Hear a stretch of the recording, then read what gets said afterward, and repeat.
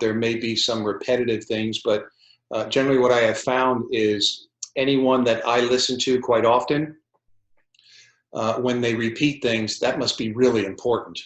And those are things that are great reminders for me, because we can hear people speak numerous times, and then we leave, and 10 days later, we don't insert any of it into our lives, but maybe the next time we hear that person speak, he or she says something that really resonates with us at that point in our life. And it's a great reminder for us. And where I love to hear people speak numerous times and repetitively is just to kind of cross-check myself. Like, am I doing that? Oh yeah, she said that last time I heard her speak. He said that last time I heard her speak.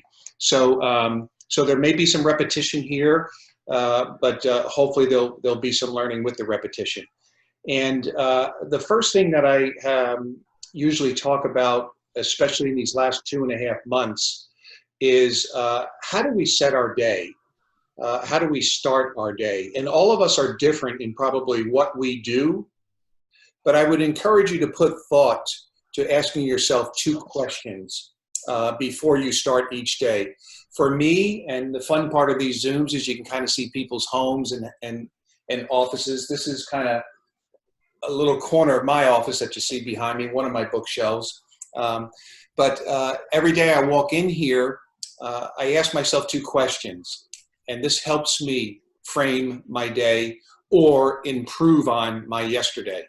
So here are the 2 questions, and it's on a little green card. You can't see it, but I look at it every day. Question number 1, did I waste yesterday? Did I waste yesterday? Question number 2, how will I feel if I waste today? So did I waste yesterday? If the answer to that is yes, then I've got a challenge ahead today, because I have to make up for that wasted day. And as you all know, I mean, you've heard it before, time is the one resource that we can never replace. Once it's gone, it's gone. So why not use it when we have it, and use it to the best of our ability when we do have it in front of us each day? And how would I feel if I wasted today? That kind of sets my mindset for the day, right? Because right off the bat, I have challenged myself not to waste today. So whatever that is for you, how you can keep from wasting it, I'd encourage you to do that. So how do I make sure I don't waste today and I didn't waste yesterday? Maybe one of the first things that I think about is making sure I fill 3 gaps in my life. As a coach, as a person, as someone who wants to grow and develop and improve, what are 3 gaps I have to fill? And the first gap is the capability gap. You know, all of you have your position because you have done something in this game to warrant people looking at you and saying, yeah, he or she should be a coach at our school. So you have accomplished some things in your life, but there's what we accomplished and what we are capable of accomplishing. And that's our capability gap. And we have to be aware of that each and every day. It's not so much what we've done, it's what we're capable of still doing, right? It's not so much what we have accomplished, but what we're still capable of accomplishing. And that's a great personal challenge each and every day, to fill that capability gap in each and every week, each and every month, each and every year. The second gap is the knowledge gap. We all know X amount. Again, we wouldn't be in our positions if we didn't have some level of competence and knowledge. So there's what we know, and there's what we need to know that we don't know that's important for us to know. There's what we need to know that we don't know that's important for us to know. That's our knowledge gap. And we can see one of the greatest gaps that we've probably had in our lifetimes with what's going on, with all the discussion, hopefully future action, around this topic of racism, right? Because none of us, especially those of us who are white on this call, none of us know, we don't have the knowledge to begin to understand, let's say in my case, what Doc Rivers walking in his shoes each and every day, what did that entail? right? So our knowledge gap just isn't in the world of basketball. Our knowledge gap is in the world, period. And then the third gap is our action gap. All these gaps I've been probably talking about for the last 25 plus years. And the action gap is simply that, there are things we know we should do, but we don't do them, right? And that could be relative to some reading we do to become better, maybe in a particular part of the game. It could be some YouTube I watch, right, to become a better coach. Yet we know we should do it, but we don't take the action to do it. So I would encourage you to make sure you're just aware of those three gaps each and every day. And then the next group of three that I want to throw at you it's really important to make sure you don't waste today or yesterday and today for that matter. And that's what I call the three sets. Three sets you have to master to become your best. And those three sets are the following: skill set, mindset, and reset. Your skill set is whatever skills you need to be good at the job you hold. The skills you need to be good at the responsibility you've been given within the program if you're an assistant coach, right? So making sure that we master our skill sets. And my hope is that over these last 2.5 months, everyone on this call has spent time improving their skill sets. And a skill set could be how more efficient you teach a drill. It could be as simple as that. Like we always used to say in the NBA, because we never wanted our players' sweat to dry when we were making corrections. If your player's sweat dries, then you got to rev them back up again, right? So we wanted to talk in bullets, not paragraphs. We wanted to know our subject matter so well that we could get in, make the correction, and get out, knowing full well that what we corrected was clear, concise, and most importantly, was understood, right? Because we as message senders, it's not just about the message that we send. It's whether or not it was understood. And I know a lot of people say, well, you just got to say things to the point at which they are understood. I disagree with that. I think you got to say things with such clarity that it is impossible to misunderstand what I just said.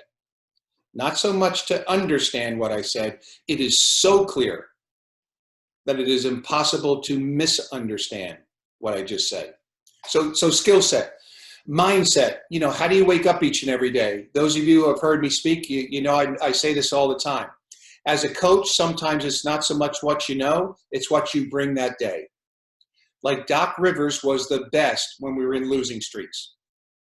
He just had a way of still keeping it upbeat, yet still putting demands on people.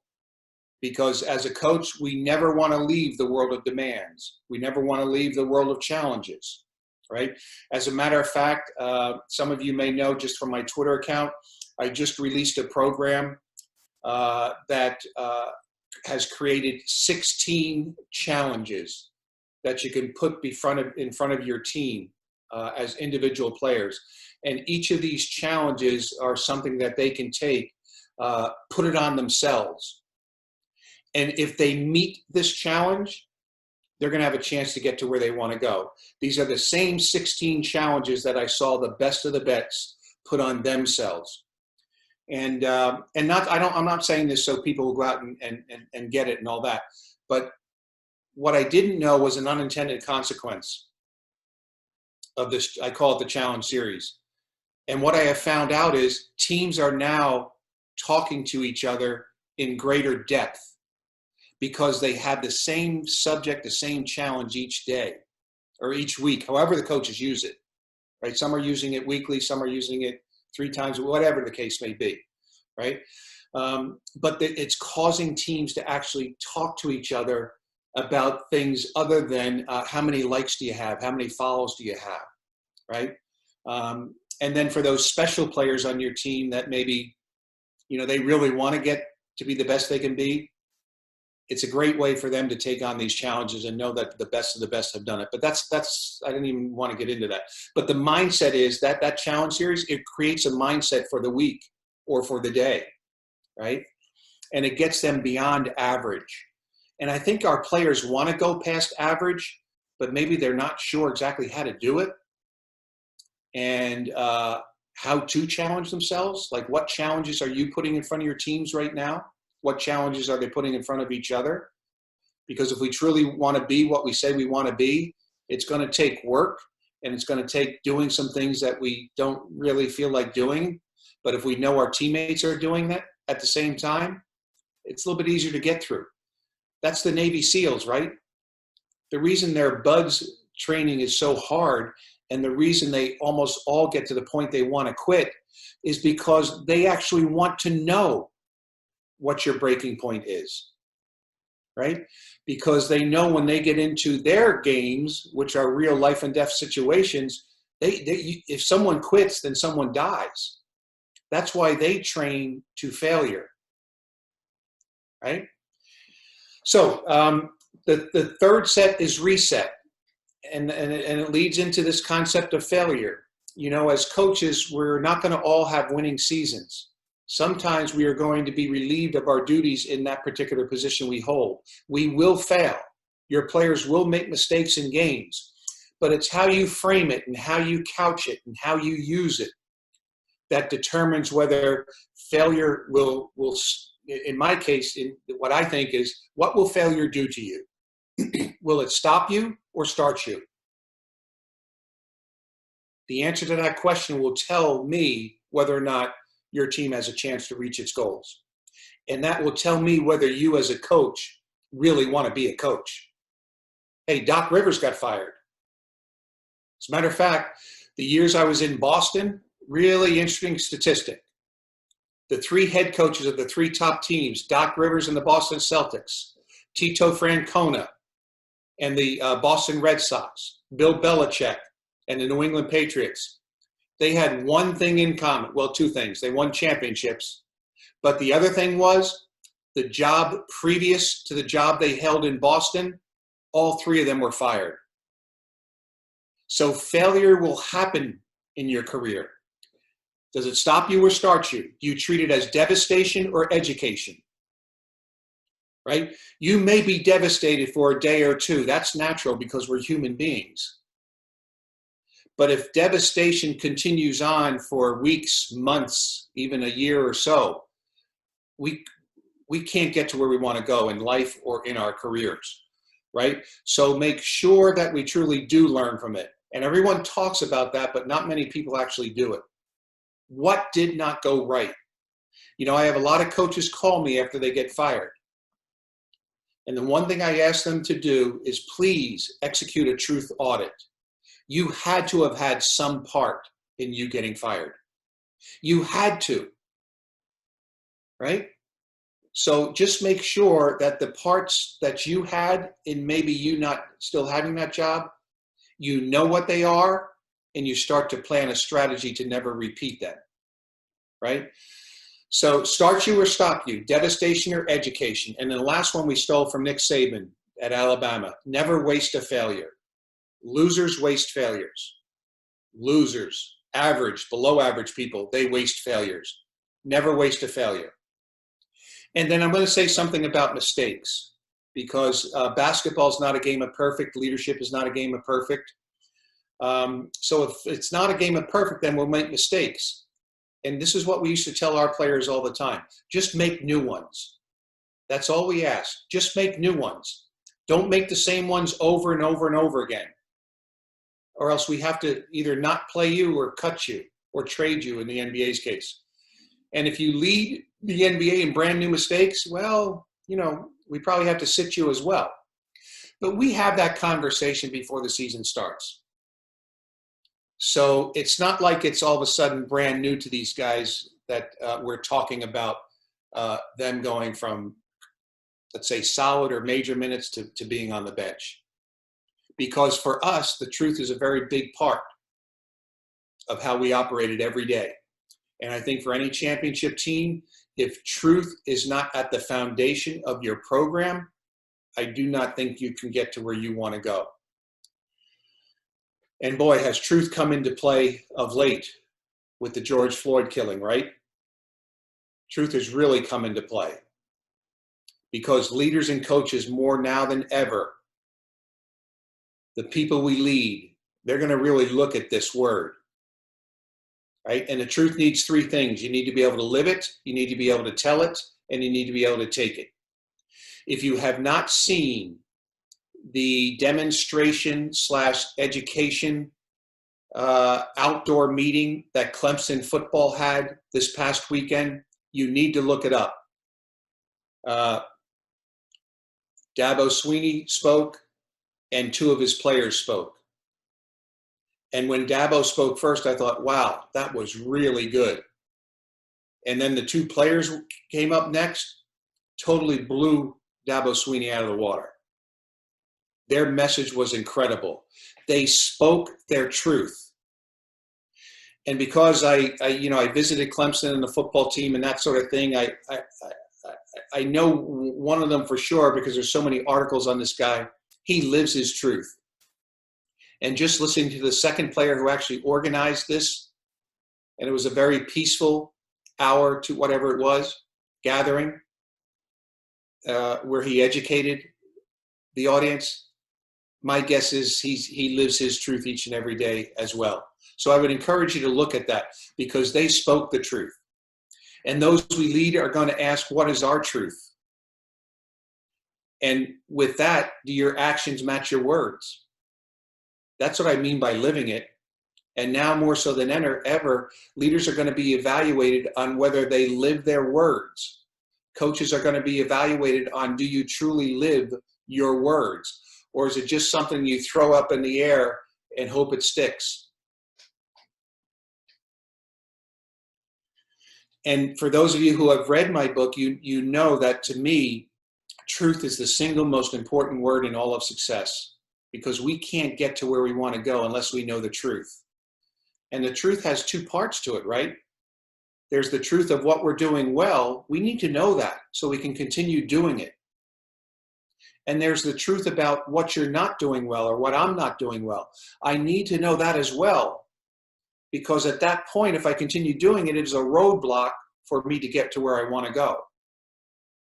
So you need to be able to live it. You need to be able to tell it. You've got to have some tough conversations. Some, as people are saying, these last week or so, week to 10 days, 2 weeks, you've got to have some of these uncomfortable conversations right now. And some of it is that you have to hear the truth, right? And what Dabo talks about when he speaks at this gathering that I was telling you about, some of his former players have helped educate him a little bit more, a little bit further, a little bit better. So let me jump into the second of four words that I wanted to talk about today. The first was the word truth. The second one is the word intentional. Intentional. And let me give you the definition before we even start talking about this word and how important it is to us as coaches and to your players. Like one of the 16 challenges that I have in my challenge series is I will challenge your players about being intentional each and every day they wake up, because you can't reach a goal. You can't win a championship. You can't win a conference championship. You can't win the states. You can't win the Final Four. You can't become NBA world champions unless you are intentional about what you do every day. And that's a tough challenge. It's easy for to write your to-do list, but the action behind the to-do list gets you where you want to go. Here's the definition: what you do on purpose to fulfill your purpose. What do you do each day you wake up as coach of your team on purpose to fulfill your purpose as a coach of your team? What do you do? Right? There should be some intention, right? An intentionality to each and every day that you wake up in different parts of your life. As a parent, what are you intentionally doing today to fulfill your purpose as a parent? And there's a difference between having intentions and being intentional. A lot of people have intentions. That's your to-do list. But intentions, I define them as they're in your mind and you know you should probably do it. But being intentional is different. That's front of mind and I will do it. Big difference in the two. And that's part of the challenge that I'm going to get players to understand around this country with the Challenge Series. Getting yourself to that mindset each and every day. And intentional in your thoughts, intentional about how you live your life, intentional in the values that are most dear to you. Whatever your intentionality needs to be in a certain part of your life, the word intentional is critical. And that was, of the 25 words that I speak about in my book, that was the one I wasn't sure. I never thought that would come up, right? And by the way, the 25 words, these are the most common words that when the successful people talk about what made them successful, there are 25 words that are in almost every conversation. That's why they became what I call the power words, right? So the biggest thing about being intentional, and this is important, it turns a to-do list that we have every day to a must-do list that we have every day. And that's the difference between average and being your best. The next word I want to throw at you is preparation. I think we think of preparation in terms of scouting reports, right? And we think of preparation in terms of what we're going to do in practice today. And both of those are really important. As a matter of fact, relative to scouting reports, you can use this with your players. We learned this from the New England Patriots. Because what they believe is that a scouting report gives you knowledge on your opponent. And what they say is this: knowledge is quickness in sports. Knowledge is quickness in a sport. The more knowledge I have, the less I have to think, right? The more knowledge I have, when they set up in this alignment, this is probably what they're going to do. I have a head start because of that scouting report. So that's why a guy like Kevin Garnett studied the scouting report so intently, because he wanted a head start. He wanted to have some quickness out there because of what he knew, right? So preparation is important. And here's my definition of preparation. Be there before you get there. If you can do that, you'll be prepared. Be there before you get there. So today, I'm on this Zoom with you guys. I kind of reviewed my notes. I wanted them in my head before I started speaking, right? So there was preparation. When I go out and speak to teams, when I'm live in front of teams, I actually get there 30 to 45 minutes early because I want to see the room. I want to see how far I have to look to my left and to my right so that visually I can include the entire audience that's there. And I might speak to a team of 25, or I might speak in the corporate world to a group of thousands. So I want to see how deep the room is, and I have to look over the first half of the room, so at least the back of the room feels that I'm engaged with them as well, right? I want to be there before I get there. I want to see the wiring on the stage so that I know in certain parts of the stage as I walk around, I don't want to trip over one of those wires, right? As silly as that is. I want to be there before I get there. And think about it, all those last second shots that are made in sports, especially in basketball, chances are those players had been there thousands of times before. The shot Ray Allen hit when he backpedaled full speed to the right corner and took a pass from Chris Bosh, who got the rebound after LeBron missed. They were down 3. Ray hits the 3 to send it into overtime. They win that game and win the series the next game. And if you talk to every player in that series, they would tell you that was the most important shot. Ray had a drill where he speed backpedaled outside the 3. We threw him the ball and he shot it. He had already been there thousands of times before. If you listen to interviews after the game, Ray even says in interviews after that game, I took that shot a bunch before the game started in my pregame routine. He had already been there. Right? Knowledge is quickness, right? And what preparation does for your players, it provides confidence. That's number one. Preparation provides confidence. That's why it's so important. Number two, you're going to be in big games, big moments where pressure is there. We believe preparation trumps pressure. If you're prepared, you don't have the pressure of, oh no, I don't know if I can do this. You have the butterflies that a big game brings with it, but you don't have the pressure because you are prepared. You've done everything you can. And like Russell Wilson, the great quarterback from the Seattle Seahawks, he said something really great about preparation. He said, preparation is my separation. That's how I get separation from other players in the league, through my detailed preparation. And then the fourth and last word is the word standards. Okay? And I'm simply going to say this. You've got to have them. Well, I take that back. Everybody has standards. Some of us don't know we have them. But you have to have them if you want to get to where you want to go as a team and as an individual and as a coach. And the standards are what you live up to or what you allow yourself to dip down to. But where we use standards the most is once a player saw a teammate play at a certain level, that became that player's new standard. And everybody saw it. So now we can hold that player to that standard. Standards for us were actually an accountability system where we could hold ourselves accountable to those standards. And like Doc used to say to our team, look, if we play to our standards, then we truly don't have to go into each game wondering and worrying about winning or losing. Because if we play to our standards with the talented players we have on this team, we are going to win a pretty good amount, guys. Like, I would encourage you to do this. If you have a really good team coming back this year, when you give them the preseason schedule, change it. First of all, give them the schedule that you would normally give them and say, this is the schedule that will be in the papers, the newspapers. This is the schedule that your parents want to know so they can take time off to watch the games. But let me give you the championship schedule. This is the schedule that will help us reach our goal of winning a state tournament. And that schedule will have, instead of Boston versus Cleveland at Cleveland, and then the next game is Boston versus Golden State in Oakland, and the next game is Boston versus New York in Boston. No.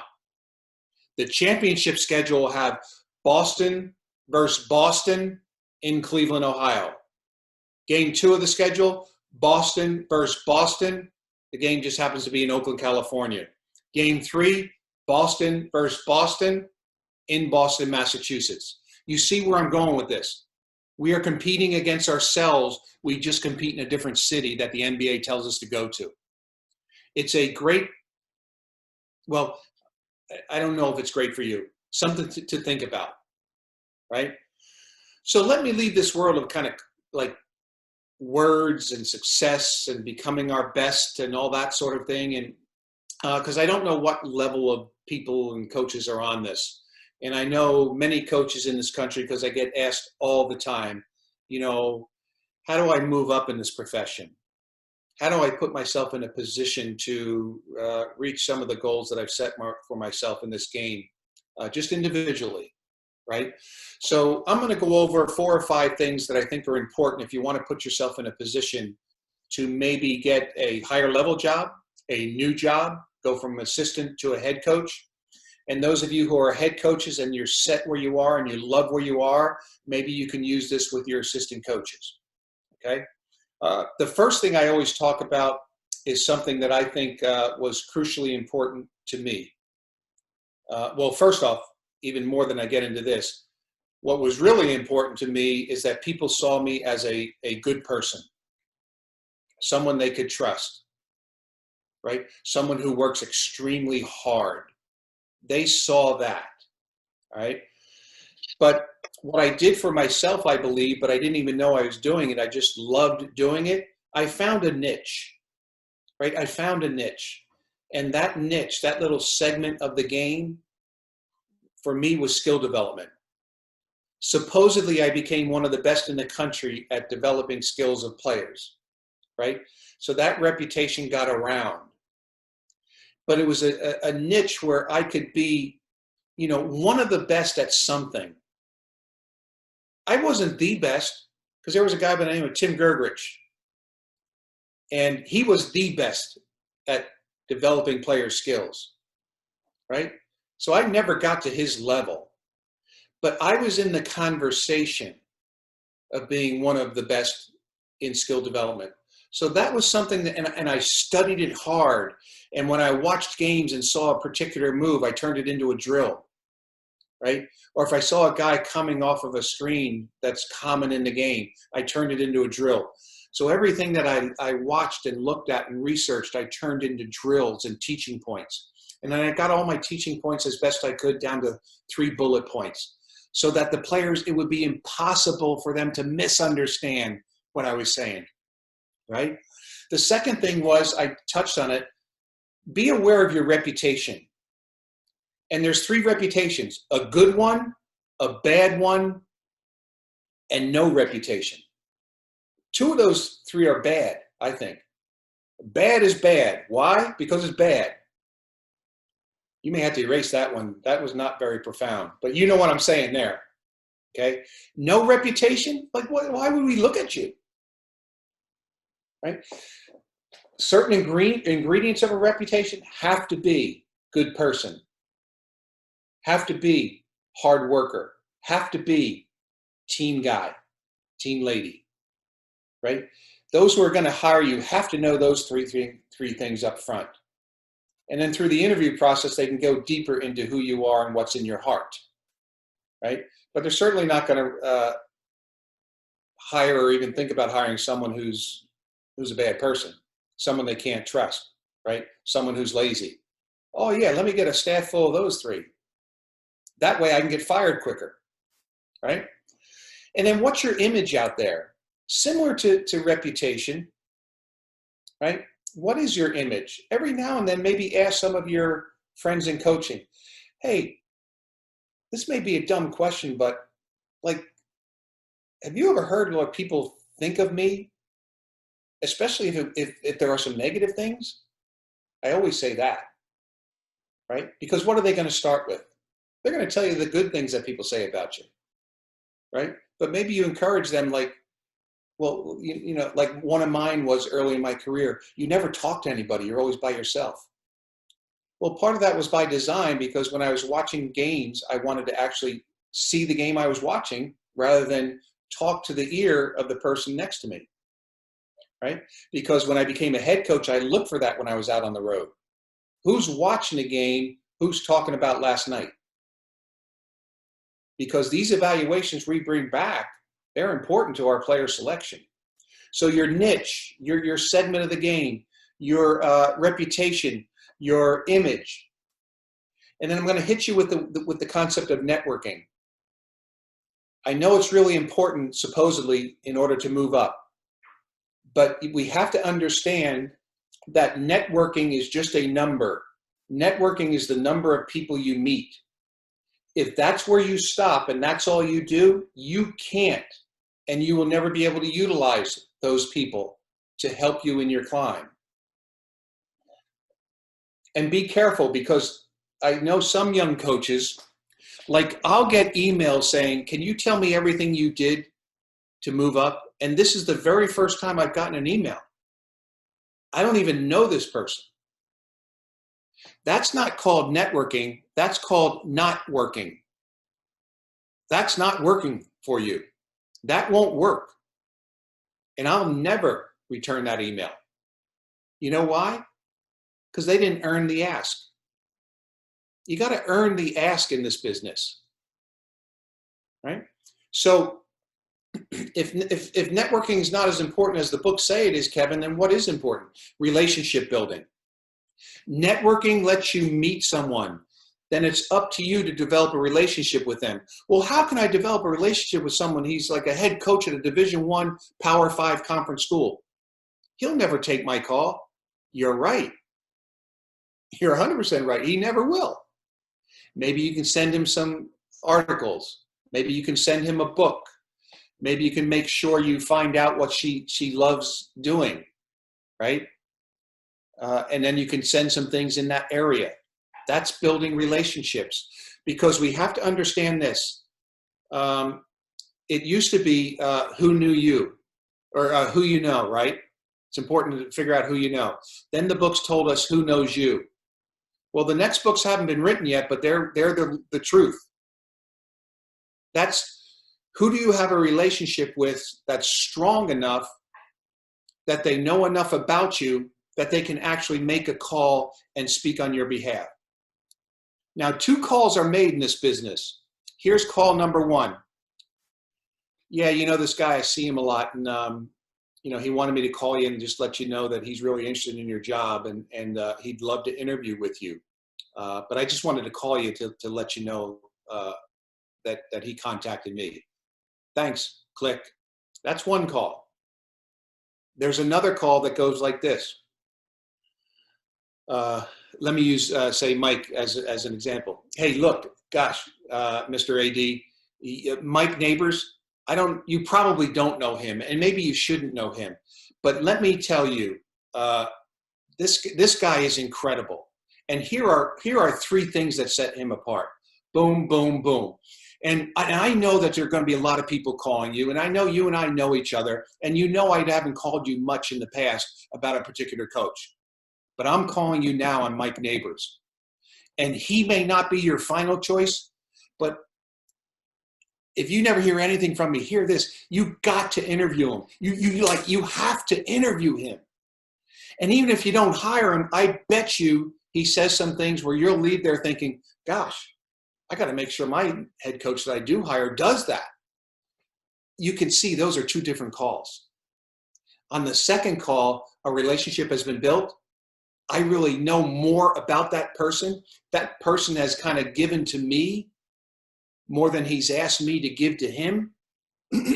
So make sure you're developing those relationships. And then this is for the young coaches. Everyone will tell you, and you guys tell me sometimes, and yet ladies too who are going after jobs, they say, well, they always say I don't have enough experience. Well, if you let them say that, shame on you, they're right. I believe there are 2 things they can say to you, even if you are the youngest person going after a job. Number 1, they can say what they usually say. She doesn't have enough experience. Or number 2, they can say, holy smokes. For the lack of experience they have, they sure know a lot about this game. They sure know a lot about recruiting. They sure know about what makes teams successful. And they're that young. Those are 2 different statements. Statement number 2 gives you a chance to get the position. Statement number 1, you know what you're doing? It's what Doc Rivers used to tell our teams all the time to never do. Statement number 1, you're playing the victim. Woe is me, I'm the victim. And what do victims do? First thing they do is blame. Well, I don't have a chance to get any experience. I'm only 24 years old. How do I get experience? Right? There's experience and there's also knowledge. You control how much knowledge you gain. Well, I don't know anybody to gain knowledge. Shame on you. Look it up. Man-to-man defense in basketball, there's over 5 million searches or articles or topics on that. You can't find a way to get better at man-to-man defense? Shame on you, right? So just make sure you can, it's what everyone says, control what you can control in those situations. So those are just a couple of things that maybe you can do as you are trying to move up this very competitive ladder. But understand it's not easy, and understand it takes time. And time actually is a good thing. You know why? Because things that take time, sometimes people quit. And that's one less person you got to worry about. Right? So take this time thing as something that's a good thing. Right? And remember now, there's 2 bests in this world. There's the best, which is hard to get to, and there's my best, which all of us have a chance to achieve that. So Kyle, why don't I stop there, and then maybe you, if there's questions that you have, I don't know how I have to, oh yeah, I have to lower my glasses. Yeah. That's about 40 minutes. So if there's questions, I'll take them. If there's not questions, then we will move on to a speaker that actually has like good things to say when he speaks. Coach, you talked about in your book how you have folders, and then when you pull up the red lights and things like that, you pull out these folders and go over topics and things that you've written down and things of that nature. Well, how do you categorize these? I mean, are there certain folders that you want to look at each day, or? Okay, you're going to hear some noises because now you're getting into my personal life, and I just happen to be at my desk rather than where I sometimes do these Zooms over the other part.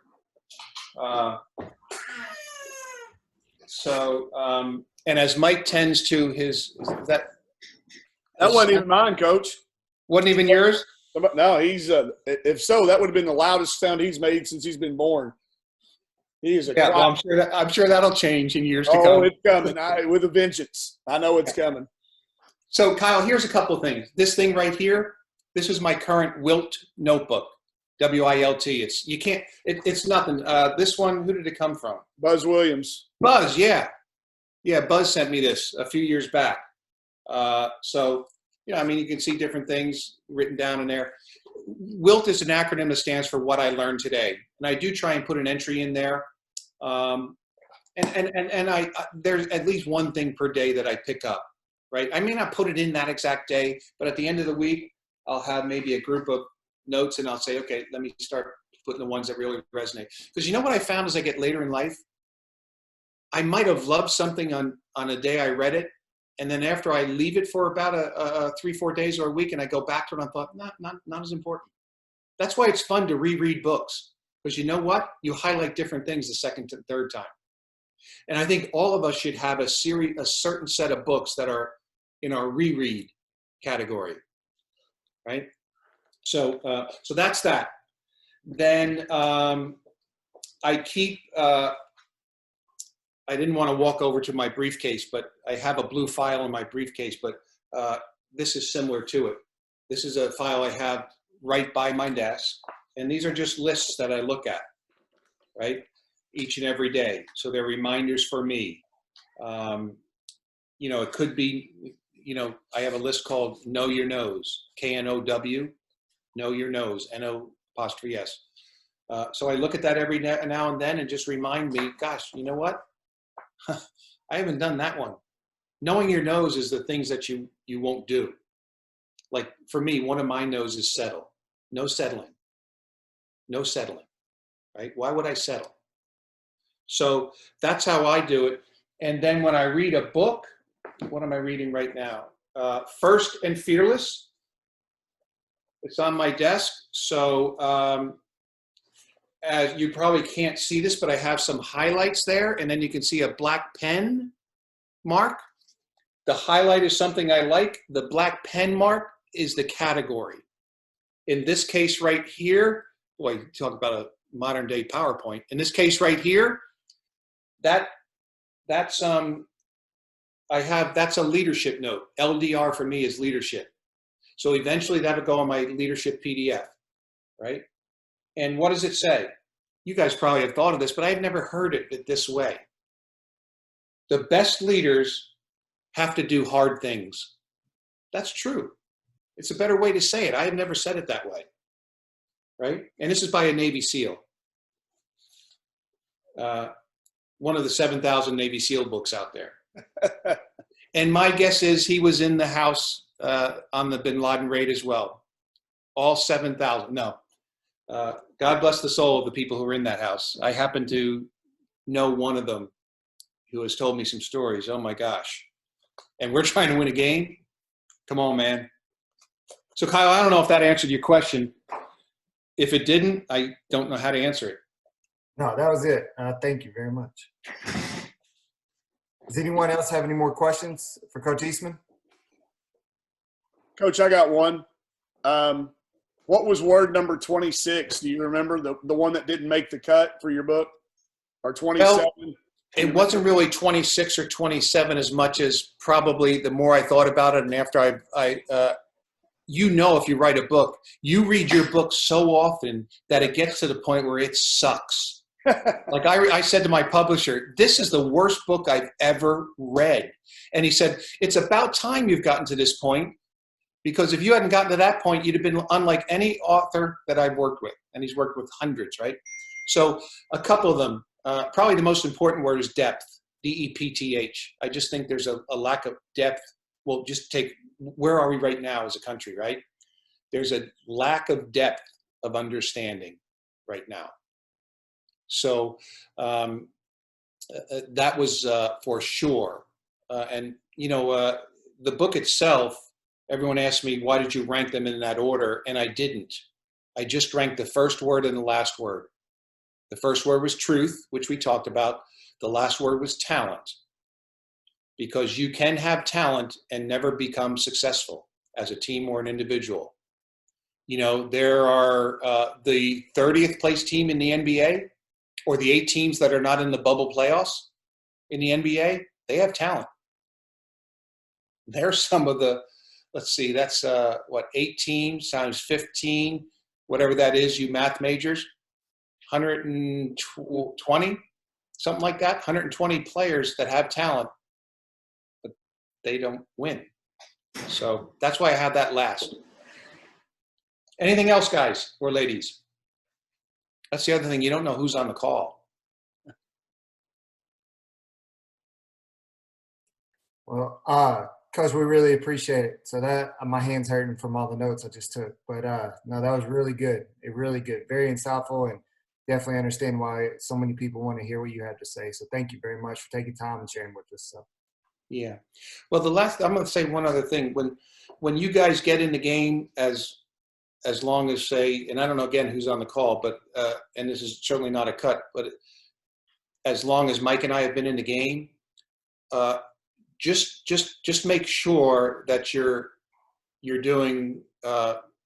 This is going to sound self-serving, but doing what we're doing, give it back, right? So that the game becomes better once we leave, right? Because I know that just listening to Mike over the years and knowing what he does for coaches, he wants the game to be better than that which he coached when he was a coach. So, and better people, better coaches, better strategists, better in crisis. Now the next most important thing I'm going to do today is to see if Mike Neighbors tells the truth, because I'm going to look for that email right now when I get off this call. It's already been sent. My guess is it probably got sent at 1 a.m. when we were texting each other this morning. I didn't send it at 1 o'clock in the morning, but as soon as I did it, it's in your. If it's not in your inbox, then I've got it wrong. Because I sent it when I had to go away for a minute. The little guy was a little cranky, but make sure you got it, Coach. I will do that. It's an AOL account, which I think there's 3 in the world. So don't blame me if it didn't come through, because I'm not sure AOL is on top of their updates anymore when it comes to that. Hey, that was a very sophisticated dig, guys, just so you know. So great coaches can do that. But I am going to leave you with this thought. The hackers don't even know AOL exists anymore. Right. So I haven't been hacked in 20 years. So take that, everybody. Hey, thanks, everybody. See you, Coach. See you guys.